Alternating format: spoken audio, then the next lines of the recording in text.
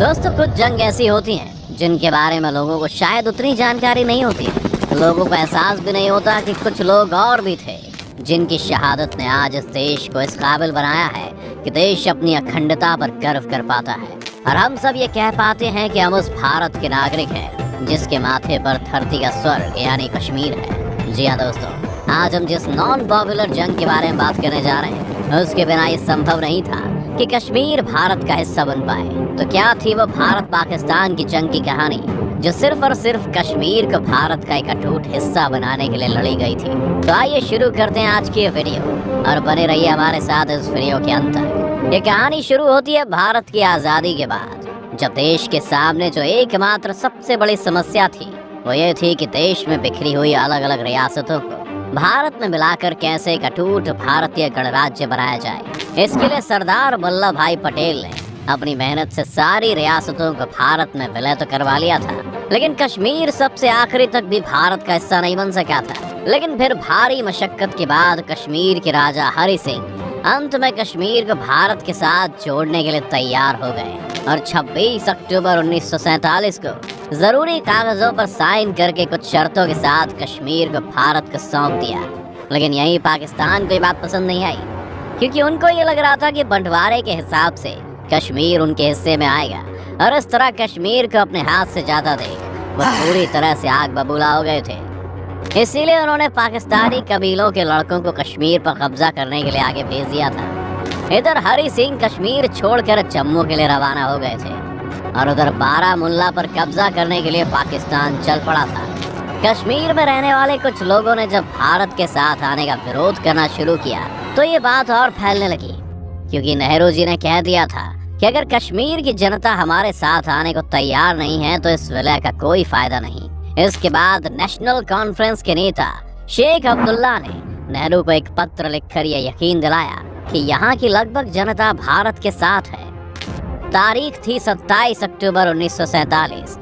भारतीय वायुसेना का एक विमान रंगरेट हवाई अड्डे पर पहुंच चुका था, लेकिन वो लैंड करने के बजाय आसमान में ही उड़ रहा था, क्योंकि उसे हिदायत थी कि किसी भी कब्जे वाली जगह पर लैंड नहीं करना है। जब प्लेन के कमांडर दीवान रंजीत राय को ये यकीन हो गया कि एयरपोर्ट कश्मीर स्टेट फोर्स के अंदर ही है तो उन्होंने प्लेन को लैंड करने की इजाज़त दी। और इसी के साथ 27 अक्टूबर को भारतीय सेना के 17 जवान पहली बार कश्मीर की धरती पर कदम रखते हैं। इन जवानों को बताया गया कि उन्हें कश्मीर में कुछ अलगाववादियों से लड़ना होगा, लेकिन ये अंदेशा पूरी तरह गलत साबित हुआ, क्योंकि वहां लड़ने के लिए सामने थी एक भारी सेना जो पाकिस्तान के सपोर्ट से जंग में लड़ने आ रही थी। इधर कश्मीर स्टेट फोर्स के पास सिर्फ 4 ब्रिगेडें मुहिम संभालने के लिए थी, जिनका भारत के साथ सिर्फ एक ही कनेक्शन था जो रावलपिंडी से था। इधर पाकिस्तानी लड़कों ने कश्मीर की तरफ आने वाले सारे रास्तों से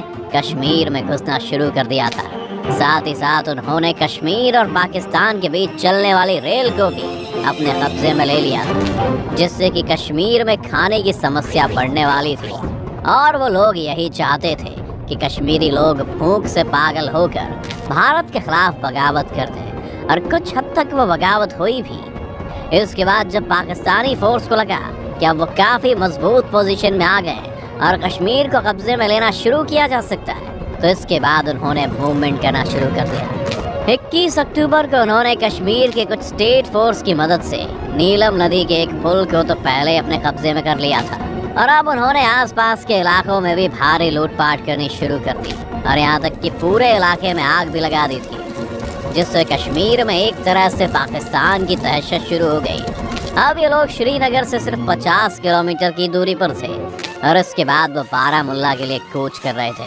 लेकिन तभी यहाँ कुछ ऐसा हुआ कि भारतीय सेनाओं को समय मिल गया कि वो कश्मीर में अपनी फौज बढ़ा सके। हुआ कुछ यूं कि रास्ते में जाते हुए उन्होंने एक इंसान जिसका नाम मकबूल शेरवानी था, उससे उन्होंने आगे बारामुल्ला जाने का रास्ता पूछा। शेरवानी इन लोगों के इरादे को भांपते हुए उन्हें अपने साथ करीब 2 दिन तक गलत रास्तों पर घुमाता रहा। 2 दिन बाद पाकिस्तानी सेना को जब उस पर शक हुआ तो उन्होंने शेरवानी को पकड़ लिया और फिर जैसे तैसे बारामुल्ला पहुंचे। उसके बाद उन्होंने शेरवानी को एक खम्भे से बांधकर उसकी देह पर 14 गोलियां मारकर उसे जान से मरवा दिया। इस तरह शेरवानी जी ने खुद को शहीद करके भारतीय सेना को 2 दिन की मोहलत दे दी। लेकिन इसके बाद पहली लड़ाई शुरू हुई, जिसमें पाकिस्तानी फोर्स काफी बेहतर कंडीशन में थी। तब तक भारतीय सेना ने माहौल की गंभीरता को समझते हुए सैनिकों की टुकड़ियों के साथ एक मशीन गन कंपनी को भेज दिया। इसके बाद सेना को 2 हिस्सों में बांट दिया गया। एक टुकड़ी श्रीनगर में ही वहां की सुरक्षा के लिए रुकी, तो दूसरा हिस्सा बारामुल्ला की तरफ कूच करने चल पड़ा। पास ही में झेलम नदी थी। सेना की एक टुकड़ी ने तब तक पाकिस्तान को पीछे से घेर लिया था और एक टुकड़ी ने दाएं से। सामने से एक टुकड़ी ने पाकिस्तानी सेना पर अटैक करना शुरू किया। क्योंकि पाकिस्तानी सेना तब तक 3 तरफ से घिर चुकी थी, इसलिए 7 नवंबर को एक भारी मुठभेड़ में उनके कुल 427 कबीलाई लड़कियों को भारतीय सेना ने मार गिराया और फिर बारामुल्ला पर भारत का झंडा फहराते हुए कश्मीर के मुख्य भाग से पाकिस्तानियों को भगा दिया गया। हालांकि नवंबर में ठंड बढ़ जाने के कारण एक तरह से युद्ध विराम लग गया था और मार्च तक काफी मात्रा में भारतीय सैनिकों ने कश्मीर को लगभग अपने कब्जे में ले लिया था। लेकिन अब भी कश्मीर की ऊंचाई वाली जगहों पर पाकिस्तान अपना कब्जा जमाए हुए था, जैसे कारगिल, लेह और स्कर्दू, जहां जाने के लिए भारतीय सैनिकों को जोजिला दर्रे की कठिन चढ़ाई चढ़कर ही ऊपर जाना पड़ता था। क्योंकि ऐसे में पाकिस्तानी सैनिक उन पर ऊपर से हमला बोल देते थे, इसीलिए वहां पहुंचना मुश्किल हो रहा था। इसके बाद भारतीय सेना ने वो किया जिसके लिए पाकिस्तानी सेना बिल्कुल भी तैयार नहीं थी।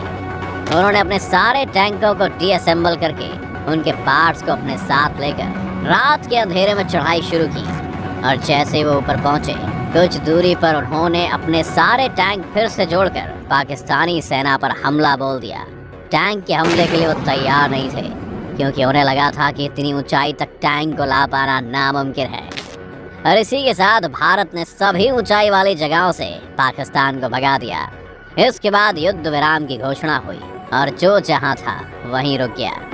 इसके बाद 4 जनवरी 1949 को यूएन रेजोल्यूशन में तय हुआ कि पाकिस्तान को कश्मीर छोड़कर चले जाना चाहिए, और ऐसा ही हुआ। इस तरह से भारत ने आज़ादी के बाद अपनी पहली सबसे बड़ी जंग जीतकर कश्मीर को भारत का हिस्सा बना लिया।